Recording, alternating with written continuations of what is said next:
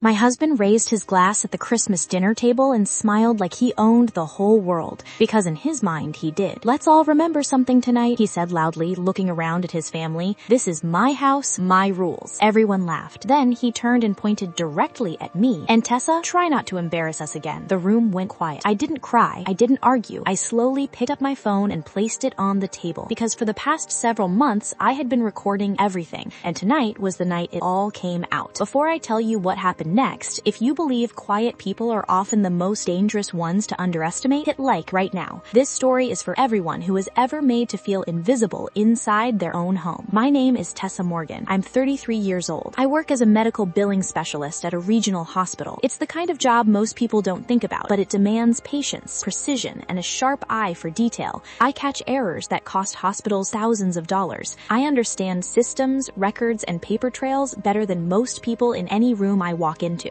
I grew up in a modest home. My parents weren't wealthy, but they were steady and honest. My mother used to say, "Tessa, money comes and goes, but how you treat people stays forever." That lesson shaped everything I became. When I met Evan, I thought he was exactly what I wanted. He was confident, ambitious, and funny in that charming way that makes you feel like the most important person in the room. He worked in home renovations and small property flips, and he was genuinely talented at transforming old spaces into something beautiful. I admired that about him. I really did. We got married when I was 28. The first 2 years felt like a partnership. We talked about goals together. We saved money together. I handled the paperwork for his permits and business filings because I was better at it, and he focused on the physical work. It felt balanced, but something shifted around year 3. The more successful Evan became, the louder his voice got. Not louder in volume, but louder in ownership. He started using words like my house, my business, and my decisions in ways that made me feel like a guest in my own life. His parents visited often and always treated him like a champion.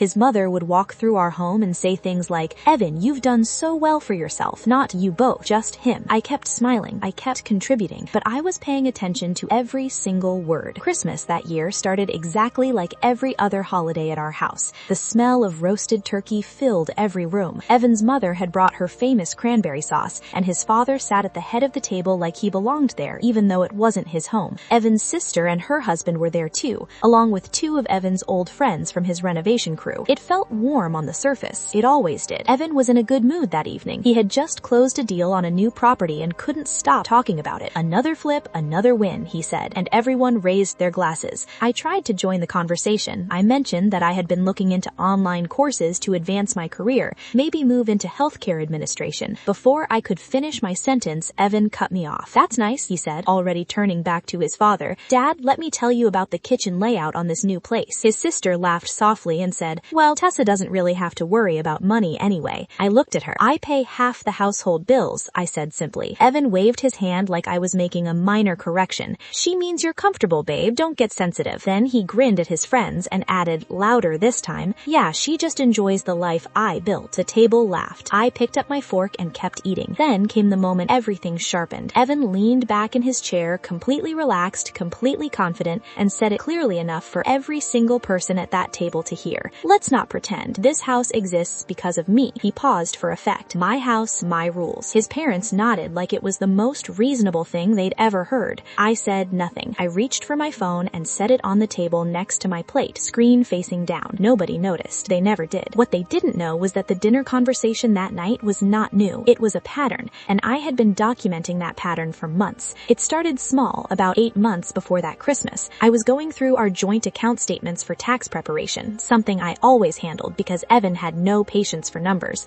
I noticed a transfer, then another. Smaller amounts moved out of our shared savings into an account I didn't recognize. When I asked Evan about it, he said it was a business account for the new project. I believed him the first time, but it happened again and again. The amounts grew and the explanations got vaguer. I didn't panic. I did what I always do at work when something doesn't add up. I started documenting. Screenshots of bank transfers, copies of emails between Evan and his business partner, a folder on my encrypted work laptop labeled simply records. I am trained to notice inconsistencies in billing systems, and what I found in our finances was not just inconsistency, it was a pattern of deliberate misdirection. Some of those saved conversations included Evan on the phone call, which I recorded one evening when I walked into the kitchen and heard him speaking quietly about moving the rest by the end of the year. He didn't know I was standing in the hallway. He didn't know my phone was already already in my hand. There were also emails showing business expenses he had claimed for tax deductions that simply did not exist, invoices with inflated numbers, vendors whose names I cross-referenced and found had no real business address. By the time December came, I had a complete digital file, organized, dated, backed up in 2 separate secure locations. I had also shared a copy with someone who could make it matter. Her name was Linda. She worked in the legal compliance department at my hospital, and over 3 years of working in the same building, we had become close enough that I trusted her completely. Linda was the kind of woman who had seen financial misconduct and professional settings for over 20 years. She was calm, sharp, and thorough. I sent her the files on a quiet Tuesday afternoon in November. 2 days later, she called me from her office. "Tessa," she said carefully, "I've looked through everything you sent me. This isn't just unfair. Some of this could be illegal." I held the phone steady. "How serious?" "Serious enough that you need to speak with a financial attorney before you do anything else. What he did with those shared accounts, combined with the tax documentation issues, that is not something a judge will overlook." She helped me organize everything into a clear, chronological format. She also connected me with a family law attorney named David, who reviewed the documents and confirmed that I had grounds to act. He told me to wait for the right moment, to stay calm, and not to give Evan any warning. Back at home, Evan had no idea any of this was happening. He was planning to expand his business. He talked about buying a third property. He told his brother-in-law over the phone, loud enough for me to hear, Tessa couldn't survive a month without me. He actually believed that. His family believed it too. That evening at dinner, his mother leaned over to me and said warmly, as though she was offering a compliment, "You know, not every woman gets a husband who provides everything. You should feel grateful." I looked at her and smiled. "I know," I said. And I did know. I knew exactly what I had, and I knew exactly what I was about to do with it. After dinner, when the table had been cleared and everyone moved to the living room with their drinks, I stood up quietly. "Before we start the movie," I said, "can everyone sit for a few minutes? There's something I want to share." Evan looked at me with that tired expression he wore when he thought I was about to say something embarrassing. "What now, Tessa?" "Just a few minutes," I said calmly. I connected my phone to the television using the small cable I had already placed behind the couch earlier that day. The screen lit up. I opened the folder. The first thing that appeared was the audio waveform of a recorded conversation. I pressed play. Evan's voice came through the television speakers, clear and unmistakable. He was talking about moving money, about the timing, about keeping it out of the joint account before things got complicated. The room did not laugh. The room stopped breathing. Evan stood up. "Turn that off." "I'm not finished," I said. The next screen showed emails, business expense claims with no matching receipts, an invoice for materials from a company that had no registered address in the state. His father leaned forward. "What is this?" "This is documentation. Copies of all of this are already with my attorney and with a financial compliance investigator." I kept my voice completely level. "I wanted you all to understand that I have been watching and I have been thorough." Evan's face had changed completely. The confidence was gone. What replaced it was something closer to fear. He looked at his parents. They looked at each other. His sister was completely still. I turned off the TV. I unplugged my phone, and I said the last thing I wanted to say in that house on that night. "You told everyone at this table that this was your house and your rules. That's fine, Evan, but you forgot something. The truth has rules too, and those rules don't care whose name is on the mortgage." I picked up my bag. I walked to the front door. I did not look back. 3 weeks later, I filed for legal separation. My attorney filed the financial disclosure documents the same day, which triggered a formal review of Evan's business tax records. He had not expected that. His family had not expected that either. The investigation moved forward without drama. I did not need to argue or fight. The documents did everything. Evan's renovation business came under scrutiny. 2 of his past clients came forward once the investigation became known. The process was slow and procedural, exactly the way these things are supposed to be. He faced consequences he had never once considered possible because he had never once considered that I was paying attention. His mother stopped calling to give me advice. His sister never made another comment about my finances. I moved into a smaller apartment in February. It had 1 bedroom, old wood floors, and a window that looked out over a quiet street with a single oak tree. The rent was entirely mine to pay, and I paid it on time every month. The apartment smelled like fresh paint and possibility. For the first time in years, I slept through the night without my mind running through lists of things I needed to protect myself from. Power does not always live with the loudest voice in the room. It does not belong to whoever controls the accounts or renovates the kitchen. Sometimes power belongs to the person who says nothing, watches everything, and waits long enough to let the truth do the talking. I was never the loudest person at that table, but I was always the most prepared. Have you ever been embarrassed or talked down to by someone who assumed you would never push back? I know how much that stings. Not just the words, but the assumption behind behind them, the idea that you are too small or too quiet to matter. Share your story in the comments. I read every single one. Subscribe if you believe that quiet strength can change everything, and click hype to help this story reach someone who needs it today. Did this hit close to home? Like the video and let me know your thoughts below. Your support helps this story reach people who may be going through the exact same thing right now. It means